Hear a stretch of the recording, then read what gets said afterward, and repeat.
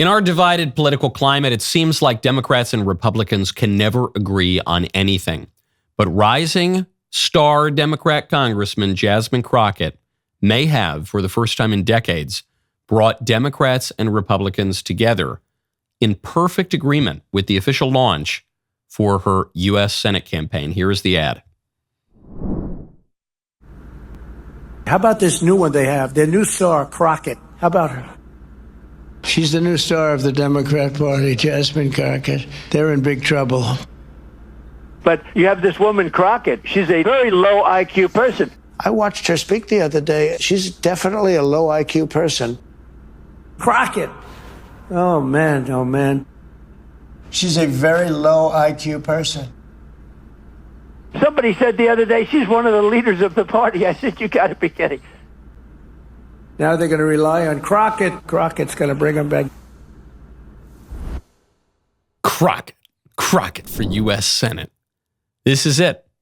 This is it. We've reached the apotheosis of politics, the end of history, the ultimate synthesis between alternating theses and antitheses. She's an idiot. She's a star. I'm a star and an idiot. It is political messaging so bold, she might win. I'm Michael Knowles. This is The Michael Knowles Show.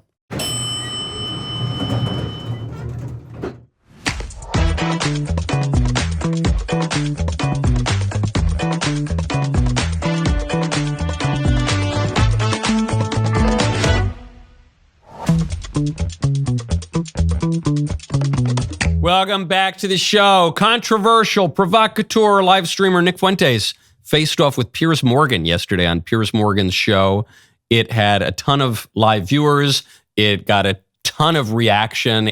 Everybody's talking about this interview. And now some people are claiming that all that talk and all those views are actually fake and they're being astroturfed from overseas by hostile interests. And we'll dig in a little bit to the interview. We'll dig in a little bit to the study that purports to show that it is not really popular, and there's a lot of misinformation going around. First, though, I want to tell you about Ave Maria Mutual Funds. Go to avemariafunds.com/Michael.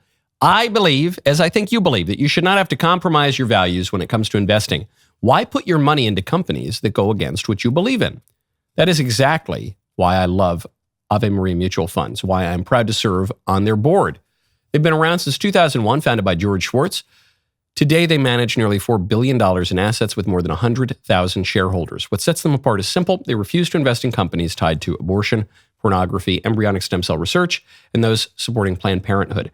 Whether you're saving for retirement, your kids' education, or you just want to grow your wealth responsibly, Ave Maria Mutual Funds offers a range of options so you don't have to compromise. Learn more at avemariafunds.com/Michael, M-I-C-H-A-E-L. That is avemariafunds.com/Michael. All mutual funds are subject to market risk, including possible loss of principal. Request a prospectus, which includes investment objectives, risks, fees, charges, and expenses, and other information that you should read carefully before investing. The prospectus can be obtained by calling 1-866-283-6274 and can be viewed at avemariafunds.com. Ave Maria Mutual Funds are distributed by Ultimus Fund Distributors, LLC. Jasmine Crockett, just to put a button on this ad is great. For those of you who are only listening, it's her, and she's in profile. She's just standing there, and you hear all these lines, Trump just saying, man, she's an idiot, huh? Man, that woman is low IQ. It's crazy. But they're saying she's the leader of the party, but she's really dumb. But maybe she's the leader of the party. And then she just slowly turns and smiles. Like an idiot or like a genius. And you don't quite know. That's the ambiguity in the ad. I think it's a great ad. I think it's a great launch video. I mean that without any irony whatsoever. It's great. Why is it great? It's great because she gets what politics in America is about right now. And that's one word, 5 letters, Trump. Politics in America has been about Trump for a decade. And some people try to say, it's not really about Trump. You know, it's about this issue and it's about that issue. And it's not really, it is about Trump. Trump's the biggest political star. He was the biggest TV star. Before that, he's been a star for 40 years. And she knows that. And so rather than run away from that, she leans into it.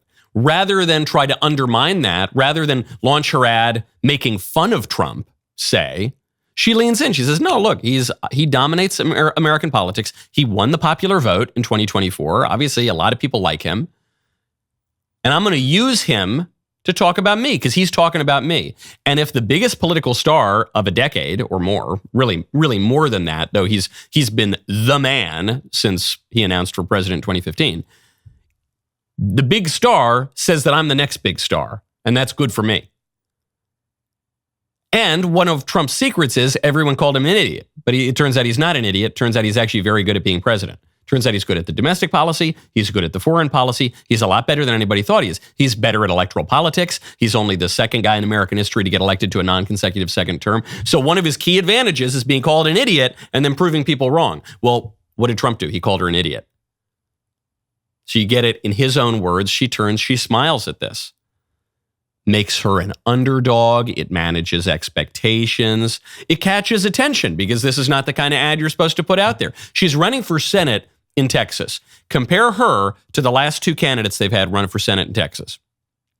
Who are those guys? Colin Allred, remember him? Colin Allred, who tried to be a moderate. He pretended to be a moderate, and then Ted Cruz knocked him out with that commercial where Colin Allred was he was a football player and he tackles a little girl. The Colin Allred character tackles a little girl because he made it about men and women's sports. So the supposed moderate who's trying to win over the Republican sports, he gets blown out of the water. Same thing. Remember Beto? Oh, I'm Beto. He's skateboarding around the Whataburger parking lot.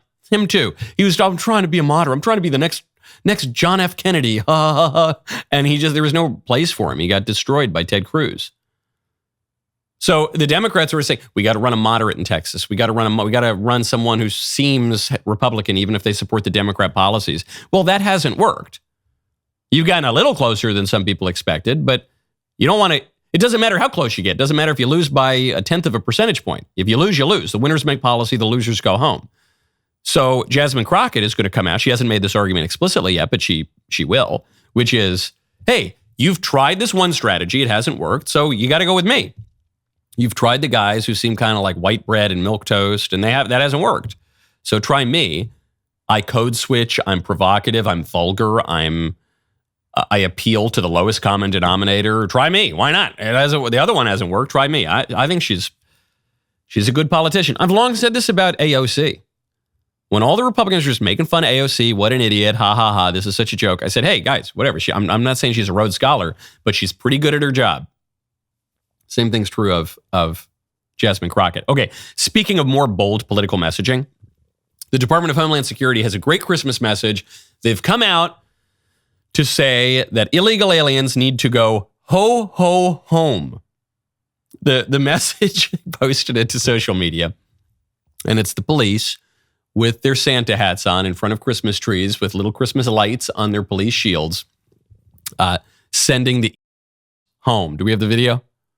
They put a wreath on the Humvee. It's really nice. And the libs are furious. How dare you? Even the squishes in the Republican Party. How dare you? How dare you make light of this at Christmas time? How could you? How could you?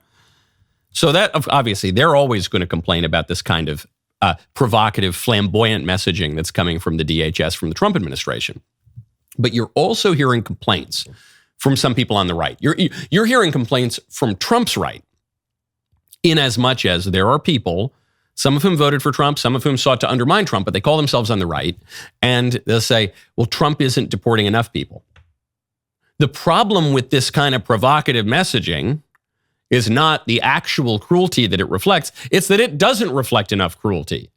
So basically, the Trump administration is pulling a bait and switch. They promised you mass deportations. They didn't give you mass deportations. Now they're just giving you provocative, fun messaging to make you feel good emotionally, but not actually deliver. That's the criticism from the right. And it's kind of bogus. It's kind of bogus when you look at the real numbers. Because some people say, oh, Trump's only deported 300,000, 400,000 people. That isn't true, first of all. The official number of formal deportations is 527,000 as of last month. But that doesn't tell you anywhere near the whole story. Because the majority of people, illegal aliens who have left this country over the Trump administration, over the last 11 months, have self-deported.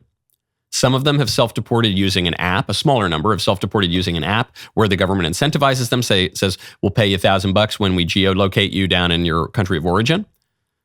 But many, many more have just left because they don't want to get raided by ICE, because they don't want to be arrested, because they don't want to sit in prison, because they don't want to go down to Bukele's torture chamber in El Salvador. At least that's how it's described by the liberal media. It's as though they're going to send them down to a concentration camp in El Salvador. By the way, El Salvador has promoted that image. They frog march those face-tattooed MS-13 gangsters around to make it seem scary as all get out. They do that for a reason, too. It's the same reason that you have the ho, ho, ho post from the DHS. And that is to encourage people to get in line themselves, because it's much more efficient as a matter of cost, as a matter of federal resources, like personnel resources. It's much more efficient if people start following the law of their own accord, with some encouragement maybe from the PR campaigns. It's much more efficient if people self-deport. So the official government number for self-deports is over 3 times the formal deportation number. It's 1.6 million self-deports just this year. Other organizations have looked at this. Some people have lower numbers, but they're all pretty impressive. The lowest reports say it's between 500 and 700,000. Okay, so that means that you're getting 100% more deportations than the official government numbers show you through self-deportation. And why do you get the self-deports? Because you have this relentless PR campaign saying that we're going to go kick your door and arrest your granny and send her to a concentration camp in El Salvador. That serves a strategic purpose. The strategic purpose to encourage self-deportation. I think this criticism, supposedly from the right of the Trump administration, it's really weak stuff. I think it's from people who got it wrong, who said that Trump wasn't going to do what he said he was going to do, and then he did end up substantially doing what he said he was going to do, and now it's a kind of cope for that. But no, it curiously apes the exact criticism you're getting from the left. The Trump administration shouldn't message this way. It's cruel. It's over the top. It's provocative. Yeah, but it works. It works. And it's, by the way, it works to advance the cause of humanity in these deportations. Because it's a lot better for these people to just go home of their own accord than it is for Tom Homan to kick in their door, grab them by the ankles, and throw them into prison in El Salvador. Okay. Much, much more effective political messaging than the old kind that we got from the GOP. The old kind, which we're still hearing again from a sitting U.S. senator, saying we all need to wake up every day. First question we have to ask ourselves, how can we be nicer to immigrants? First, I want to tell you about Birch Gold. Text Knowles, KNWLES, to 989898. This episode is sponsored by Birch Gold Group. Our first advertiser at the Daily Wire was Birch Gold Group. In that time, all those 10 years since, we have helped thousands of Daily Wire investors diversify into physical gold. Talk about peace of mind, especially when you see gold up over 50% this year. In all that time, the most successful promotion we've ever run with Birch Gold was the 24-karat gold-plated truth bomb, our version of a bunker buster on leftist ideology. Well, we happen to have an extremely limited amount in cold storage right now until they're gone. With qualifying purchase from Birch Gold, you can own a Daily Wire Golden Truth Bomb. Let Birch Gold help you convert an existing IRA or 401k into a tax-sheltered IRA in gold. If your purchase qualifies, they will send you a Golden Truth Bomb. With rate cuts from the Fed in 2026, the dollar will be worth less. What happens when the AI bubble bursts? The AI bubble, which is propping up the whole stock market. Diversify. Text my name, Knowles, KNWLES, to 989898 to claim your eligibility before December 22nd. Don't wait. Text Knowles, KNWLES, to the number 989898 today, because Birch Gold will run out of Golden Truth Bombs. Text Knowles to 989898. Republican Senator John Curtis is a senator from Utah. Most people don't really know a lot of senators. Isn't that funny? You know, this is one of the most exclusive clubs in the world. And yet a lot of people are going to say, John Curtis, who's that guy? Never heard. I know Mike Lee. Mike Lee, rock-ribbed Mike Lee. I know that senator from Utah. I remember Mitt Romney, squish Mitt Romney. I guess he's gone. Okay, so John Curtis, Republican senator from Utah, goes on CNN, not a good sign. And he has this to say about what Americans should do when we wake up. Control anybody but me, right? And the best thing I can do is set my example. And I think all of us need to wake up every morning, look in the mirror and say, what are we doing? What am I doing specifically today to make this country a better country, to make all of our immigrants feel more welcome? That's what we've always had. And I think if more of us would do that, it would matter less what individuals said. Right. But as you know, he's not just an individual. He's the president of the United States calling an entire community garbage. So what is going on in Utah? There's some great guys in Utah. I mentioned Mike Lee. Mike Lee, rock-ribbed, plugged in, hardcore, gets it, responsive to the base, serious guy. But then, what on earth? You get the kind of the Romney types, you get this. First thing you do in the morning is you wake up, you say, how can we make the face-tattooed Tren de Aragua cartel members feel a little more welcome today? That's what we've always done. What? I wake up in the morning. First thing I think is, oh, shoot, I got to write my show. Uh-oh, why'd I snooze so many times? I got to write my show. Second thing I think is, I wonder what Elisa's making for breakfast. Ooh, did she buy a ham steak yesterday? I think she bought a ham steak. Man, I hope I get ham steak in my eggs and cheese. That'll be really... Third thing I think, I need to go make my espresso. I'm feeling a little bit groggy. Fourth thing I think, what was that thing that I dreamt about? It's kind of funny, isn't it? You wake up and then you have this vivid dream and then you kind of forget your dream. Somewhere around the 10 billionth thing I think about is, how can we make all of the illegal aliens feel better today? Long before I think about that, I think, how can we make the illegal aliens feel worse today so they leave and go home?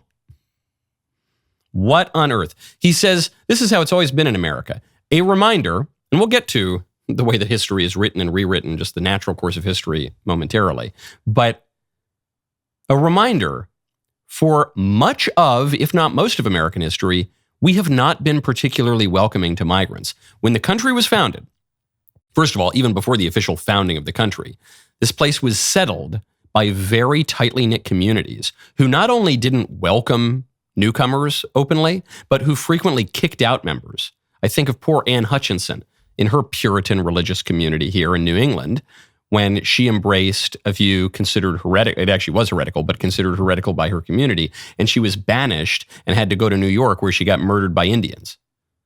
And we now have the Hutchinson Parkway near the spot of her murder. What I remember people banishing. There was a poet in one of the Puritan communities. I actually think it was Plymouth Colony. There was a poet who was a little bit bawdy. You know, he would write about women in a kind of a bawdy way. He was banished to an island. He wasn't even allowed to stay in the colony. He was banished to an island to wait for a ship from England to pick him up. Then, after the founding era, we severely restricted immigration until, well, I don't know, about the middle of the 19th century. We started to let some people in, and then we were very mean to them. We were very rough on the immigrants from Germany, later from Ireland. We were very rough on the immigrants from China. Cut that one off pretty quick. Tough on the Italians, tough on the Jews. Then in the 1920s, we just stopped it, basically. We severely restricted immigration all the way until the mid-60s. So this story, America's a nation of immigrants, that is not true. That is totally made up. And beyond that, the idea that we were always welcoming to immigrants is completely preposterous. That is not the story of America. Anyway, this is the line. It would have been crazy to hear this line even 10 years ago. But we did hear it, though. And to hear it today, after the Trump revolution, you think it's this kind of talk that necessitated the rise of Trump. Because that kind of talk is crazy. And Trump was a corrective to that. And does he get it right all the time? No, he's gotten it right, I don't know, 99.3% of the time probably. But obviously he's a human being. People get stuff wrong. But that's why Trump happened. And a lot of the old guard couldn't get it when Trump happened. Totally insane. Okay, speaking of provocative rhetoric, there was a showdown yesterday on Piers Morgan's show. It was between the very controversial, very, very provocateur right-wing streamer Nick Fuentes and Piers Morgan. And there's been this kind of game for a long time. No one wanted to have Fuentes on their platforms because he was saying very extreme things that people found very offensive. In most cases, rightly found very, very offensive. And so they didn't want to have him on. And then slowly, people have been having him on. So, one guy has him on, and then they say, oh, he got a lot of views. All right, the next guy has, oh, that guy got a lot of views. Then the next guy, and it becomes this very tempting thing for broadcasters to say, well, I want to get those cool views. And so they start to have him on. And Piers Morgan comes in, and he said, look, people are doing softball interviews. I want to do a hardball interview. And so they have this interview, and I thought it was very, very interesting. Piers asked a lot of very good questions, and I thought Fuentes answered them very, very astutely, very shrewdly. I mean, this was This is a very impressive political operator. There's no question about that. Now the reaction is, it's all fake. So the New York Post has this world news exclusive based on a new report that has just come out, supposedly, that says that Fuentes' following, his apparent popularity, is an illusion. The headline is, Fuentes may be racist, but he relies on Nigeria and India to fuel his popularity online. Says the white supremacist Nick Fuentes doesn't seem to mind benefiting from bot farms in Pakistan, India, and Nigeria promoting his content, the Post has learned. This is based on a report, a study, supposedly, from the Network Contagion Research Institute, which is a nonprofit that purports to study extremism on the internet. Okay. You have some people on one side saying Fuentes is entirely organic. It's a cri de coeur from the voice of the people. He's the voice of his generation, and it's all totally organic. Then you have some people on the other side saying, no, the Fuentes phenomenon, it's completely fake. It's astroturfed. None of it is real. These are not the droids you're looking for. Pay no attention to the man behind the curtain. It's just forget about it. The thing you think you're seeing is not true. Don't believe your lying eyes. I guess, as is often the case on these sorts of issues, I have the third and probably least popular view, but it's obviously the correct view, which is one, yes, of course, there is a major foreign interest in exacerbating divisions within the ruling political coalition. The ruling political coalition now, believe it or not, mirabile dictu, is on the right. The Republicans have a unified government. We have the White House, we have the House, we have the Senate, and we have the Supreme Court. And the president won the popular vote for the first time in 20 years as a Republican. So right now, the right wing, the conservative movement, the right-wing coalition is the ruling political movement for now. We'll see how long that lasts. And so obviously, forget about this moment. It is eternally true. It is perennially true, I should say, that there is a foreign interest from our adversaries in trying to create divisions within the ruling coalition. Our adversaries have been doing this for many, many decades. And we do know that a lot of stuff on social media is bot farmed and all. Yeah, sure. However, the thing that the people who say it's all an illusion, it's all fake, and you're not really seeing what you're seeing, the thing that they get wrong is they don't understand how these foreign campaigns work. The way that a foreign interference campaign works is not by just inventing a problem. It's not by just creating popularity with a magic wand. The way that these campaigns work is by exploiting fissures that already exist. That's the only way they work. Think about the most prominent example of this in the last 100 years was the Soviet Union exploiting racial divisions in the 1960s. The Soviet Union was behind a lot of so-called civil rights groups. A lot of the Black Power groups, a lot of the radical leftist groups, the Soviet Union was backing them. The reason it worked, however, is that there were those racial fissures and subsequent ideological fissures within America already. The Soviet Union might have been able to make them more pronounced, might have made them much worse, but they didn't invent them out of whole cloth. I think that's what's going on here. The people who say that this phenomenon is it's all bots, it's all just foreign ops, it's all just engagement farming. That is pure cope, man. That is head in the sand copium to make people feel better. That is not true. Likewise, the people who are saying that there's no foreign interference whatsoever, I think that's totally naive and ridiculous and contrary to everything we've seen from our adversaries in history. But let's get back to the first one. That is cope. The reason that if there is such a foreign interference op can work is because there are fissures already within the Republican Party, within the conservative coalition. Fissures on foreign policy, fissures on foreign alliances, fissures on economics, fissures especially on migration. That is all real. And there are incentives for foreign actors to try to push it in ways that are going to be deleterious to the ruling coalition. Yeah, of course. But those fissures already exist. That is what is being hashed out. People always talk about the conservative civil war. Perennially, there is a conservative civil war. So, you get 100 right-wingers in a room, they will find the one thing they all disagree on and try to kill each other over it. However, sometimes it gets hotter, sometimes it gets colder. We're in one of those hotter periods right now. That is real. If it is the case, and again, I haven't read this NCRI study. I don't know if it's legit. I don't know if it's not legit. I don't know if it's somewhat legit. If it is the case that there is a serious foreign interference op right now, that is all the more reason to take seriously that there are real fissures on the right. They have to be hashed out.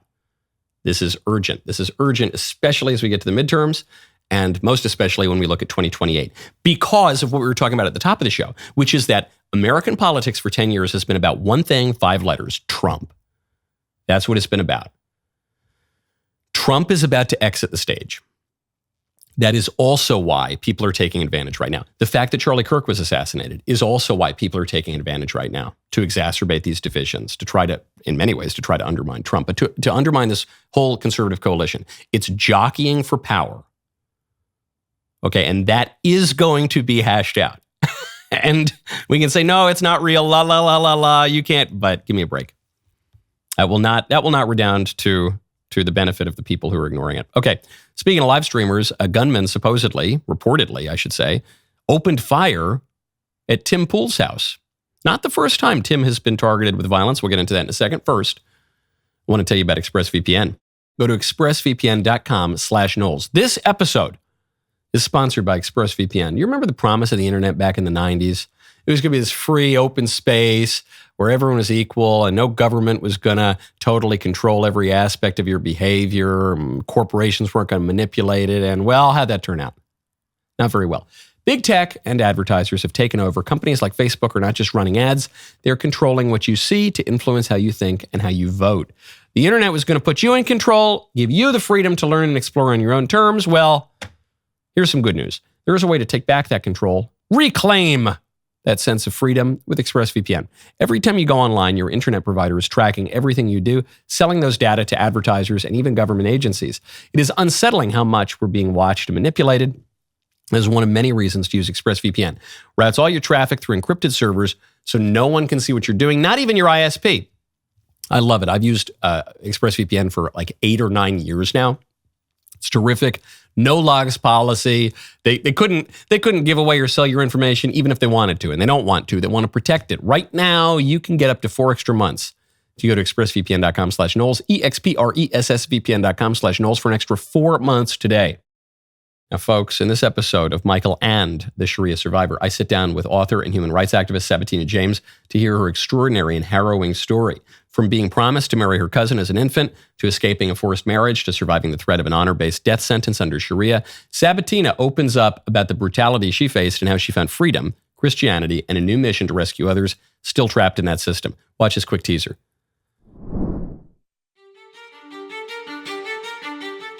I was born in a little village in Pakistan. In my case, I was promised to my cousin when I was born. There in that living room of my parents, my mother and my father, and a Muslim scholarly person, and my cousin from Pakistan, they had invited him to come over. And you know how they did that? They adopted him as their son. To get around the immigration visa. Yes, so he was adopted. The Muslim scholar, he folded his hands, said, you know what happens in Islam when you leave the religion. And I knew what happens. It's the death penalty. Normally you get 3 days.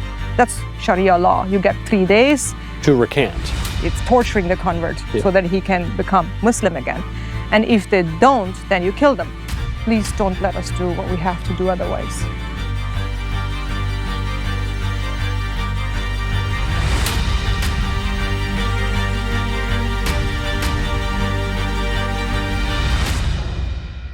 Watch full episode right now on the Michael Knowles YouTube channel. For the uncensored ad-free version, subscribe to DailyWire Plus. Someone's apparently trying to shoot Tim Pool. Tim reported this a couple days ago. Last night, a vehicle approached our property and opened fire. No one was hurt. Our security team is reviewing the incident and will be relaying the report to appropriate law enforcement. This is the price we pay for speaking out against evil. My immediate thoughts is someone was trying to scare us, but we have a security gate and armed guards, and it's possible this deterred something more serious. Scary stuff. I know that Tim has been swatted before. That's when people call in a fake police report and, get the SWAT team out there. And it's to swat someone is really attempted murder. It's attempted murder by cop. when you file a false police report and you get people in there, maybe just kick in the door, start shooting. So I know that's happened to Tim before. And this incident sounds like it was just some lunatic comes up and starts shooting. Why Tim? There's a lot of people are asking, why Tim? Why does this keep happening to him? One, there's a geographic reason because he lives in the middle of nowhere. So when I do, I love doing Tim's show, but it's kind of annoying to get to because you have to fly into DC, then you have to drive like 150 hours into the Hills Have Eyes, into the boonies to get to his compound. So what that means is there aren't a ton of security cameras everywhere. What that means is there aren't a ton of cops everywhere. It makes him a little bit of an easier target. But I don't think that's all of it. Because the question, why are people shooting at Tim Pool, is similar to the question, why did a leftist murder Charlie Kirk? Why? Why target Charlie? When Charlie was murdered, a lot of us, look, we've all had death threats. We've all had death threats from a similar profile. Obviously, I guess the investigation's still going on or the prosecution of Charlie's alleged murderer. But, he certainly fits the profile. Politically leftist, into a bunch of weird sex stuff, radicalized online. That is the type of person that has threatened to kill a lot of us before and in some cases has tried to. Why Charlie? He was the most moderate of all of us. That was what a lot of people said. Why Charlie? He was the mainstream one. He was the nice one. He was the one who just wanted to talk it out. Why don't they go generally after the more provocative, angrier kind of guys? And it seems to me it's because Charlie was very, very effective. It was because Charlie was able to hold together a coalition. He wasn't always just picking fights at people and trying to be a shock jock and stir the pot. Charlie was actually building something, and he built something very, very impressive. That was a real threat to the left's political hegemony. Susie Wiles, the chief of staff to the president, said that Charlie made the winning difference in 2024. I think that's why they go after people like Charlie. And in a different way, in his own way, Tim Pool is the same way. Because Tim is not some rock-ribbed right-wing conservative. He's not some Catholic integralist or something like that. Tim was on the left, and now he's kind of center-right. And he brings on people who have some liberal views and a lot of people who have conservative views, and he kind of hashes it out. And he speaks to people who are much more in the liberal, some people who are a little bit more on the left. The fact that, look, Charlie was a conservative through and through. He was, I think, I used to say he was bred in a petri dish at the RNC. He was really built, tailor-made for Republican politics. Tim is not that way. And I think that's a little jarring for a lot of us.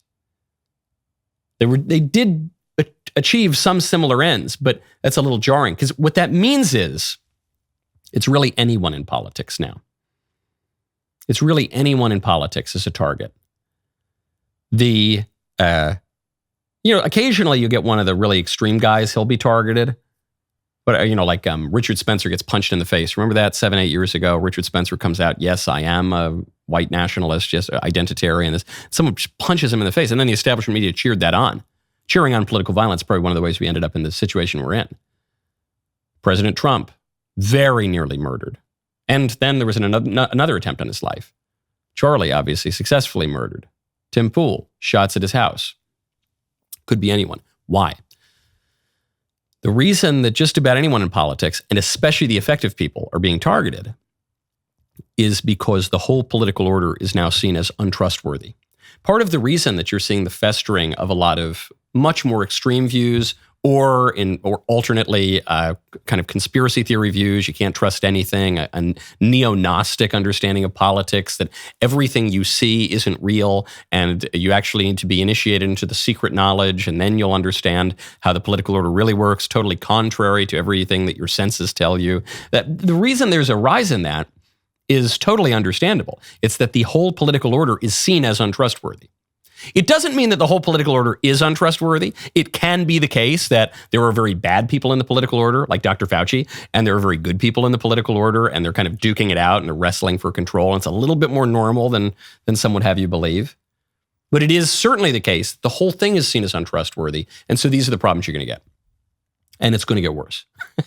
It's like the old line about the conservative optimist and the conservative pessimist. The conservative pessimist says things can't get worse. The conservative optimist says, yes, they can. They can. And they will. The notion that a centrist live streamer in a beanie is having his house shot up on the reg, the notion that Charlie Kirk could be murdered for discussing basic stuff in a respectful way at a college campus, that bodes very, very poorly for the political order. And you are going to see the rise of very bad stuff. Real extremes. Senator Jasmine Crockett is on the table. You will, to quote Nikola Tesla, to paraphrase him at least, you will live to see horrors beyond your wildest imagination. How's that? How's that for a happy note? Look, we got more to get to because there is some good news. There is some good news in the admission of horror, and we're getting that out of the transgender industry. This holiday season, take me with you. Download the DailyWire Plus app right now. You get all the shows, you get all the clips. You can download it to watch it when you're on the airplane, when you're not near the internet. Download the DailyWire Plus app right now. You need to do it right now. It's in the App Store, Google Play, Roku, Samsung, and more. I want to tell you my favorite comment yesterday. It's from Falcon Library, who says, don't you remember those brave Somalis at the Alamo? Pramila Jayapal's line. The Somalis built America. Oh, yes, of course. You remember, I think it was Mogatu Ahmed Mogadishu who famously said at Bunker Hill, don't shoot till you see the whites of their eyes. Don't shoot till you see the whites of their eyes, Gushi Gashi Gushi Han Solo. I remember that line, certainly. My second favorite comment yesterday was from someone who said, Somalians built America. Somalians didn't even build Somalia. It's not a country, Somalia. It hasn't been a country in like 34 years. Yeah. But they built America, didn't they? They came on the Mayflower. Don't you remember that line of the Mayflower Compact? Gushi, gashi, gushu. Okay. Speaking of our untrustworthy political order, WPATH. WPATH is the supposedly professional association for transgender health. And it is this organization that is the source of a lot of citations for the pro-trans stuff in scientific literature and in governments. And WPATH is totally bogus. It is a bogus political, ideological, activist organization that psyoped people into believing in transgenderism. So you'd have these doctors come out and say, hey, we got to chop your kids' genitals off. Or what? And then the pro-trans lobby said, no one's actually chopping kids' genitals off. We'll get to that in a moment. They say, hey, we need to put your kid in affirmation therapy, and you got to call your kid by the wrong pronouns, and you got to put your kid maybe on puberty blockers, and then maybe later on hormones. And then once he's an adult, maybe we can chop his genitals off. And the parents would say, you sure? They say, yeah, if you don't do that, he's going to kill himself. Would you rather have a living daughter or a dead son? And then they would say, you sure? That seems that doesn't seem right to me. They say, no, it's in the science. Look at the science. Look at the citations. And then when you look at the citations, it's this organization, WPATH. WPATH, which previously argued that they're not actually performing the transgender surgeries on little kids. This is all fake. This is all just totally settled science. Well, anyway, the Free Press has uncovered some clips, some footage from WPATH in which WPATH is admitting, yeah, you know what? Actually, I know we said otherwise, but yeah, we're performing the trans surgeries on kids. We are doing procedures here where we don't have outcome data. So for a vaginoplasty, for a phalloplasty, there is long-term outcome data of what the pros, the cons, the psychological impact, the sexual functioning impact is. For these newer procedures, we don't have that outcome.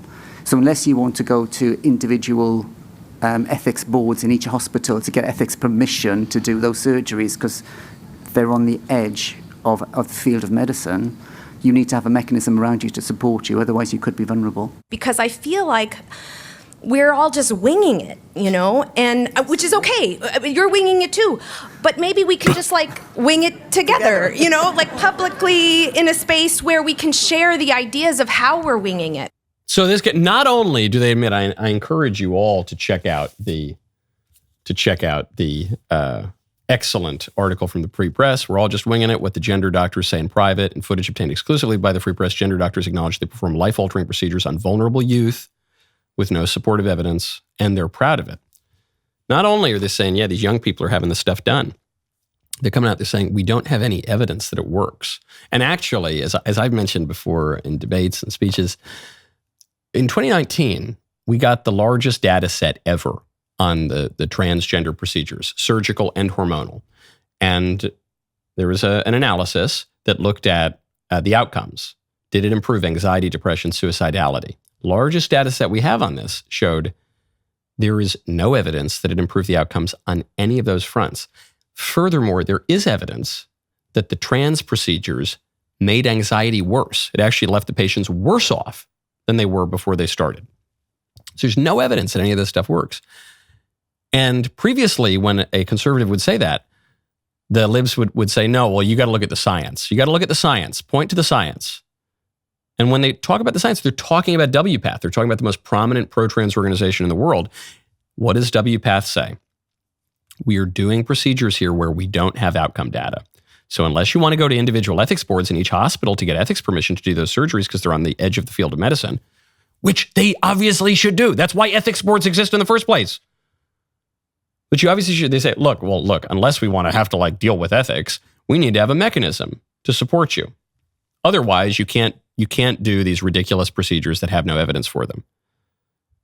Then another member stands up, says, I feel like we're all just winging it, And then what? The doctor's on the panel, and he goes, yeah. He raises his hands. Yeah, that's right. We're winging it.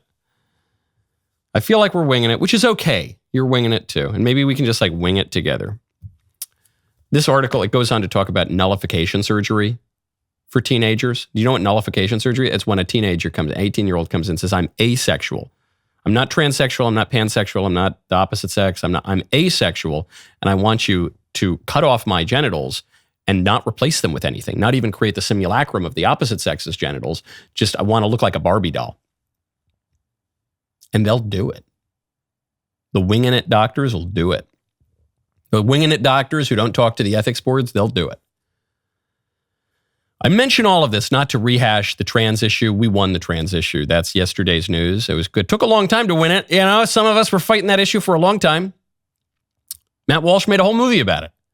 But the reason I bring it up is the same reason I brought up, I bring up the COVID vax, the whole reason I bring up a lot of these issues that seemed like they were settled 5 years ago. Because you never get credit for being right. You were right. You were right about transgenderism. You were right about the whole thing. You. Not just me, not just Matt Walsh, not just some other podcaster or writer or thinker, or not just you were right, because you knew that it was fake. You knew it was ridiculous. You knew it didn't really help people. You knew it had to be eradicated from public life entirely. You knew that they were performing the trans surgeries on young people. You knew that there was no evidence for it. You knew that the supposedly scientific institutions that were always being cited were full of it. And you were called an idiot the whole time. And you were right about everything. You were right about everything. Okay. Real important stuff going on, folks. Speaking of medicine, the HHS is getting rid of the Hep B vaccine for newborns. There's this thing now. The HHS, the government's been trying to get you to shoot up your newborn with a hepatitis B vaccine. I remember I said, hey, I don't think my newborn is going to go hit any brothels or shoot up heroin anytime soon. Why does he need a Hep B vaccine? And the actual answer was, well, she tells my wife, well, actually, your husband might have cheated on you. Excuse me? What? Hold on. What? Yeah, well, we mandate it for all children, or we recommend it for all children in America, because you never know if your husband is an adulterer. What? So we'll get to that. They just flipped on that. Marvelous presidential message yesterday on the Feast of the Immaculate Conception. Huge Supreme Court arguments over potentially expanding presidential power, which would be a good thing. The liberals and the libertarians totally wrong on that. And the Islamic Society of Philly wants to chop off your body parts. There's so much I want to talk about. Why can't this show be twice as long? Why? Why does the DailyWire demand that I truncate my show and limit my remarks? I'm furious about it. But I have to go. I have to go to the Membrum Segmentum because it's Tee Tuesday. The rest of the show continues now. Such a tease. We'll talk about those stories tomorrow, maybe. Go to dailywire.com, use code Knowles, get 2 months free on all annual plans.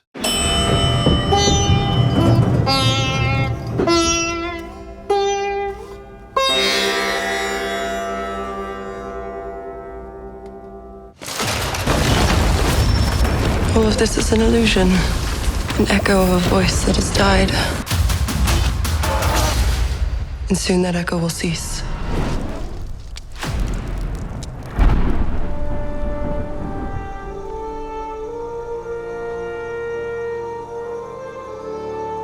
They say that Merlin is mad. They say he was a king in Dyfed, the son of a princess of lost Atlantis. They say the future and the past are known to him, that the fire and the wind tell him their secrets, that the magic of the hill folk and druids come forth at his easy command. They say he slew hundreds. Hundreds, do you hear? That the world burned and trembled at his wrath. The Merlin died long before you and I were born. Merlin Emrys has returned to the land of the living. Vortigern is gone. Rome is gone. The Saxon is here.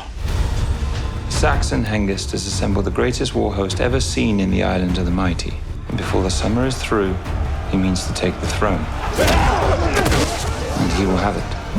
If we are too busy squabbling amongst ourselves to take up arms against him, here is your hope. A king will arise to hold all Britain in his hand. A high king who will be the wonder of the world. You. To a future of peace. There'll be no peace in these lands till we are all dust. Men of the Island of the Mighty, you stand together. You stand as Britons. You stand as one.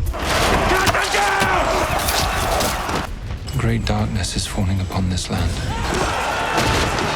These brothers are our only hope to stand against it. Not our only hope. They say Merlin slew 70 men with his own hands. At Cathay, he slew 500. No man is capable of such a thing. The mortal man.